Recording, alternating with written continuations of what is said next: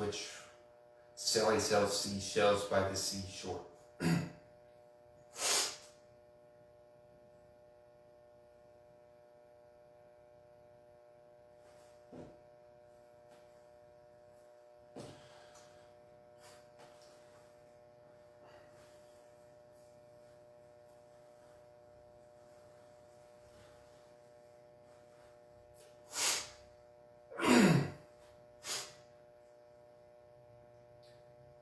Hello everyone, and welcome to this very special episode of Bible Time, where you don't know where what time is it? It's time for the Bible. Before we begin, The Chosen. See Jesus through the eyes of those he touched.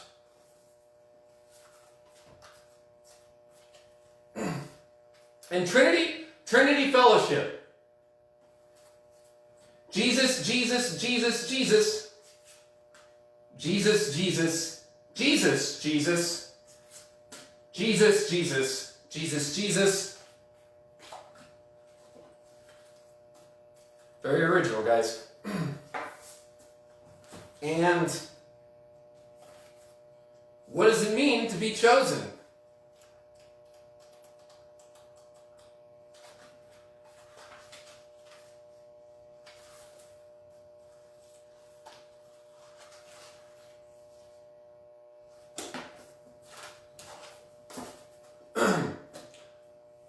read it and find out. Today we're going to be going over John 6,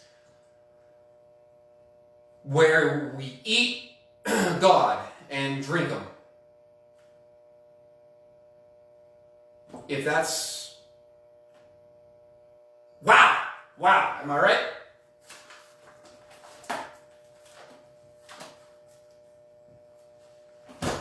Today's a very special episode. What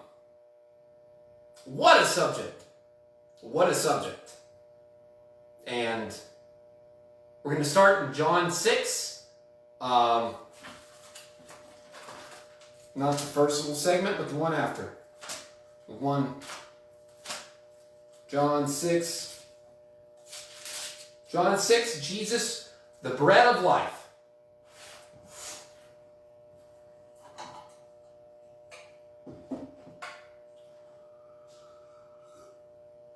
I'll just let the story speak for itself. When they found him on the other side of the lake, they asked him, "Rabbi, when did you get here?"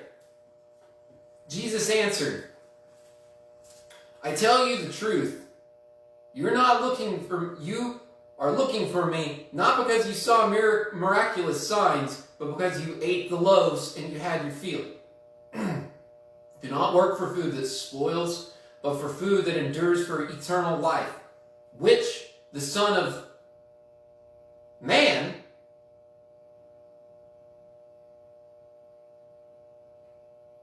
Sorry, I lost my place. "Do not work for food, but which the Son of Man will give to you. On him God the Father has placed his seal of approval." Then they ask him, "What must we do to do the works God requires?" Jesus answered, "The work of God is to believe in him who is the one that he sent." So they ask him, "What miraculous sign then will you give to us so that we may believe you? What will you do? Our forefathers ate the manna in the desert, as is written. He gave them bread from heaven to eat."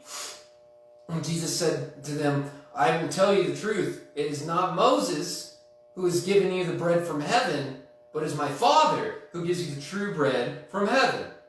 For the bread of God is he who comes down from heaven and gives life to the world." "Sir," they said, "from now on give us this bread." Am I right? And then Jesus says, "Then Jesus declared, I am the bread of life. He who comes to me will never go hungry, and he who believes in me will never be thirsty. But as I told you, you have seen me, and you still don't believe. All the Father gives to me will come to me, and whoever comes to me, I will never drive away. For I have come down from heaven, not to do the will, but to do the will of him who sent me. And this is the will of him who sent me. For I shall lose none of all that he has given me, but raise them up on the last day. For my Father's will is that everyone who looks to the Son and believes in him shall have eternal life, and I will raise them up on the last day." Satan! Satan! At this the Jews began to grumble about him and said to him, "I am the bread that came down from heaven." They said, "This is not Jesus, the son of Joseph, whose father and mother..." Listen. At the time the Jews began to grumble about him because he said, "I am the bread that came down from heaven." Wow. What? Okay.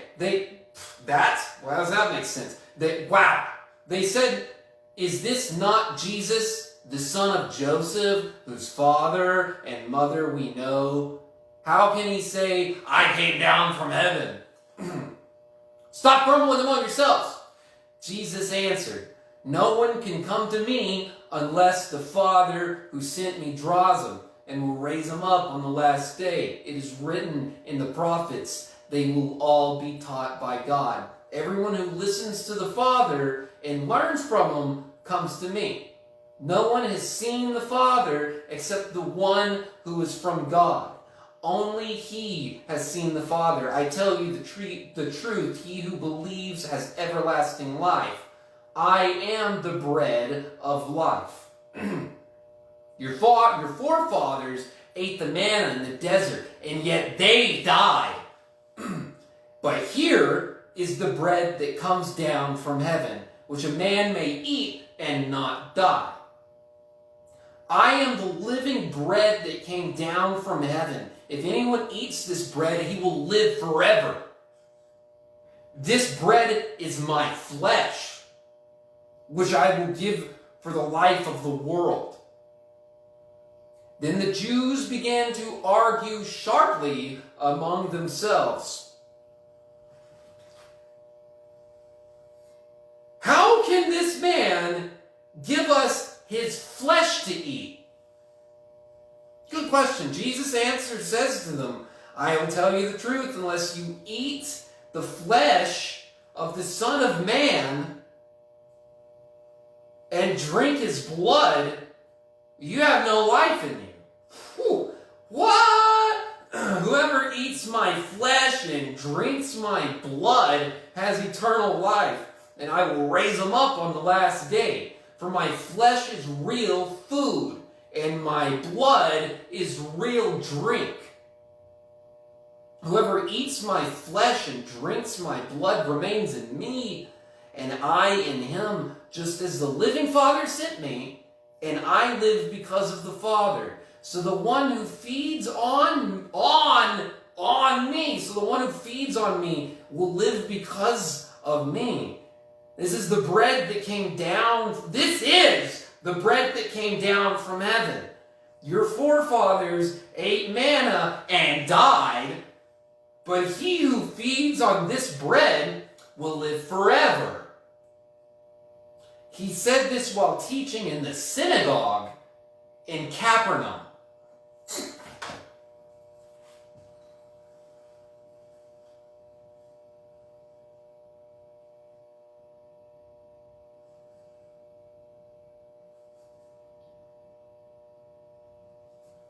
Many disciples desert Jesus.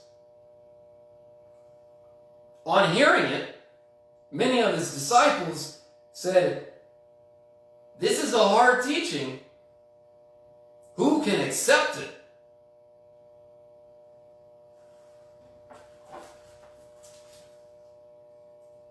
Aware that his disciples were grumbling about this, Jesus said to them, "Does this offend you? What if you see the Son of Man ascending to where he was before? The Spirit gives life, and the flesh counts for nothing. The words I have spoken to you are spirit, and they are life. Yet there is some of you who do not believe." For Jesus had known from the beginning which of them did not believe and who would betray him. He went on to say, "This is why I told you that no one can come to me unless the Father has enabled him." From this time, many of the disciples turned back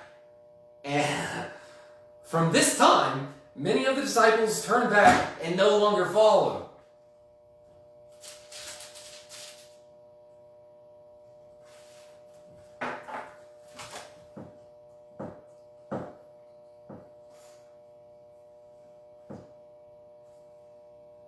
"You don't want to leave too, do you?"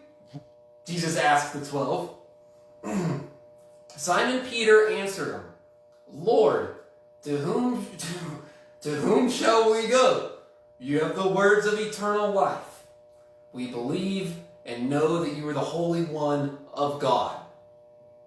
Then Jesus replied, "Have I not chosen you, the 12?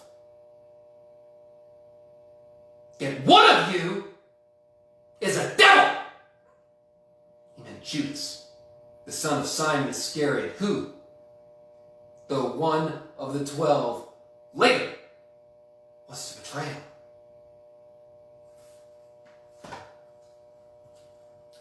On the next episode of Bible Time, we're going to start in John 7.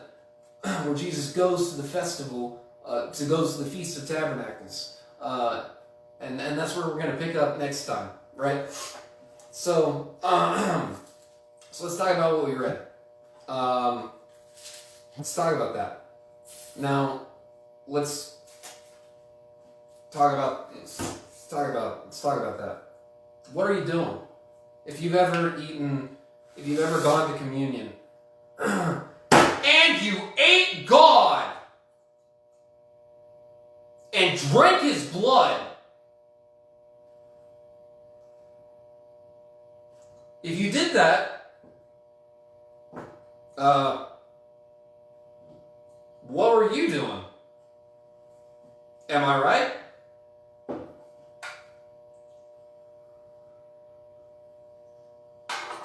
Ugh.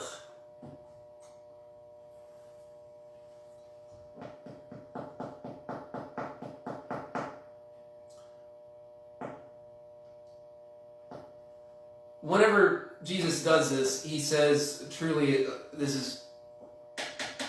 believe he says this is a new commandment I give to you. But no one saw that coming. Do you get that? Here with new ears. No one saw that coming. These are a bunch of Jews. They got their stories about all these kings, about all these people coming up and everything like that. But when Jesus up and does this whole eat me thing,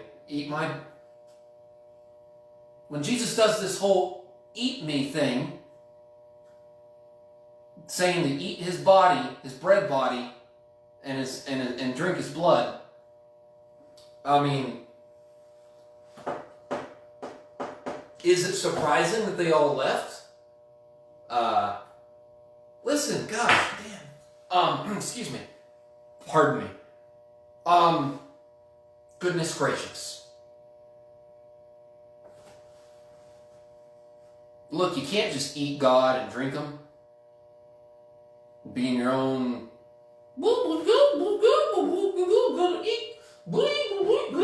What are you doing? Do you have any idea what you look like to a Buddhist? A Buddhist could be forgiven for thinking that eating God and drinking his blood was satanic. And then you could forgive a Buddhist for it, couldn't you? Surely. And if you couldn't, well, I would ask you to examine yourself.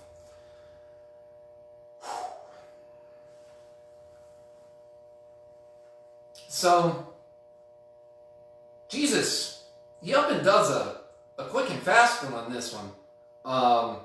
Because,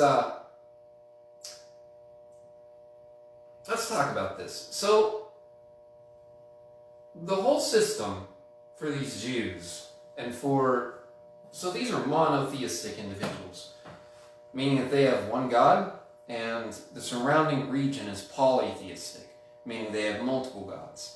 And you may be atheist and just think that you're just and think that you're the bee's knees. But that wasn't a conceptualization back then. That wasn't a framing of the world. So there were polytheistic and monotheistic individuals. The Jews were monotheistic. So Jesus comes along as the sacrificial lamb.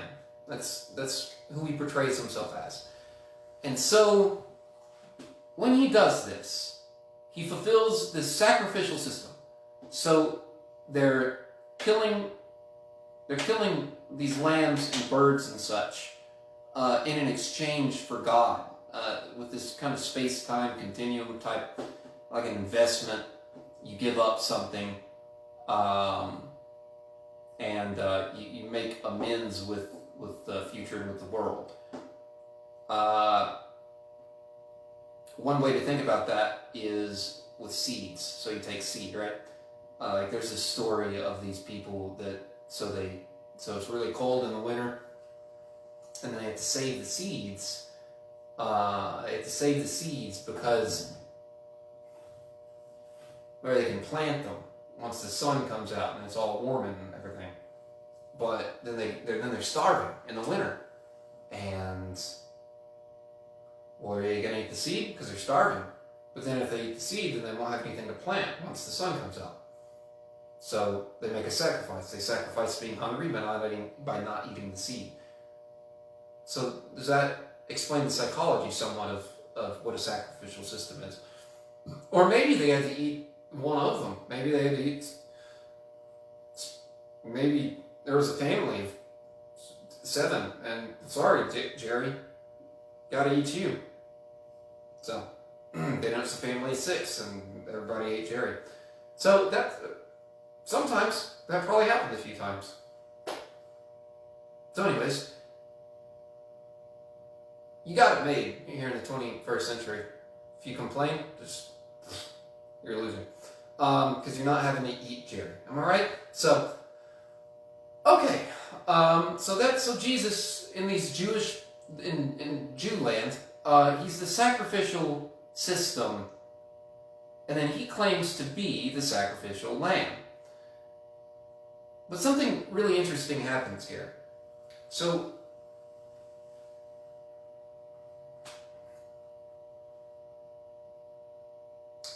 as the sacrificial lamb,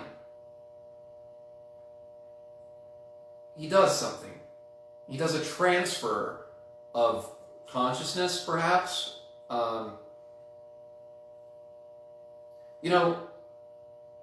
He does say eat him, but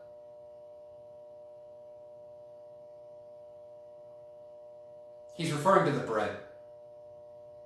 He's referring to the bread and to the wine. So there's a transfer of consciousness. What else would it be? And as the sacrificial lamb. So as the sacrificial lamb, he transfers himself into bread and into wine. Now, the thing about this is, as the sacrificial lamb, so there's the placement of himself into the bread and into the wine, and then at that point, he says, take, eat. And then what happens? So take, eat, and then they eat his body and they drink his blood. Now, let's be completely sincere here with fresh ears. What's going on here? And hear it for the first time. Was it not the blasphemy of all blasphemies? Or is it just normal to drink and eat God? If you heard it for the first time, wouldn't you think, oh wow, this tops it. Eating God and drinking his blood. You think I'm being disrespectful? I'm not. I'm thinking, Okay, right. So they eat and drink God. Well, that seems kind of blasphemic. So, this Jesus guy, he loses his whole crowd of people. He's starting to gain a following, right? And his PR consultants, his disciples that are following him, that had to have been frustrating. He just lost all of his whole crowd of people. Because he's like, if he had not blasphemed enough before, if the before didn't top it with all of his shenanigans, all of his stuff that he did, if before didn't do it, this did it. The whole eat God thing, for 2 things. The I am God thing, if that didn't top it, right? And then just the whole thing all at once. I'm God. It implies that he's the one that Moses sees, and that whenever Moses is doing what Moses does, and Elijah, and then so this dude is taking the whole thing. He's taking the whole. He's claiming he's not only claiming the Son of God, he's claiming the whole God thing. He's doing the whole enchilada, right? No, he wants the whole thing. He wants this candle. He wants this. There's nothing. He's the whole shit. He's the whole thing. He's the whole thing, right? And then puts himself into some bread and wine and tells you to eat them. So anyways, the first blasphemy is saying that you're God. Can't do that. Try it. The second blasphemy is first blasphemy is saying to God. Second blasphemy is eating God. So anyways, so this dude, this whole Jesus guy, I mean, he's pushing the boundaries of try to think of something more. This is going to be my favorite episode of Bible Time, because go ahead and do a mental exercise with me here and think of something more blasphemic than eating and drinking God. Think of something more, and go ahead and try. Whenever you go to bed tonight and you go to sleep and you get some time to yourself. Whenever you get some time to yourself, just get in a meditative state and ask yourself, if I had to do the most blasphemic thing that I could do, what would it be? And if you sat for a long time and you thought long and hard about it, perhaps the conclusion that you would reach would be that eating God might be it. So anyways, can you think of something more blasphemous?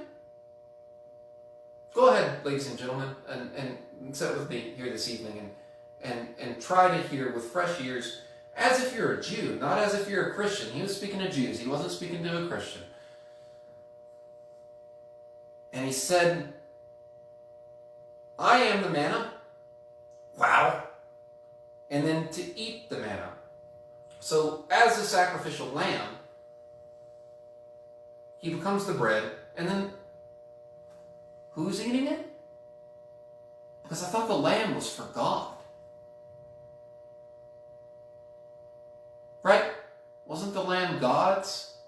Anyways, they eat the sacrificial lamb.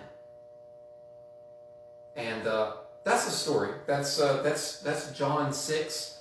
And I encourage you to go read it for yourself. And let's kind of think through this stuff together.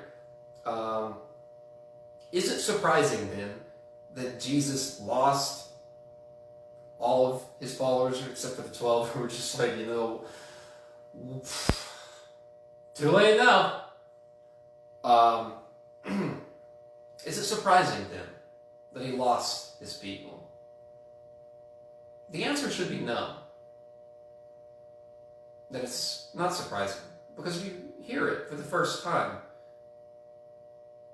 You can hear the extremeness in the words. Now, if it's just obvious to you as to why you should eat God and drink Him, and this is just obvious, then I don't know what you're doing. But for me, that's something that requires quite a bit of psychological something. Because I can't just eat God and drink Him.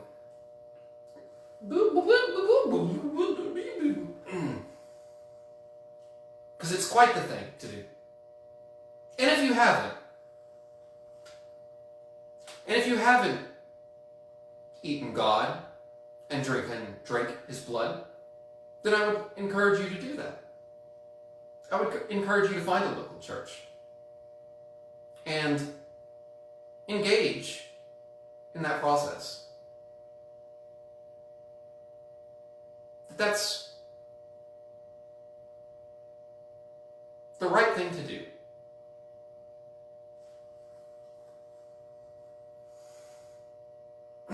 Well, that's going to be it for our reading today of John 6. And next time we continue in reading the Bible, we're going to start from there at John 7 and continue the story from there. And so, I've enjoyed our time together, and I look forward to seeing you again. So,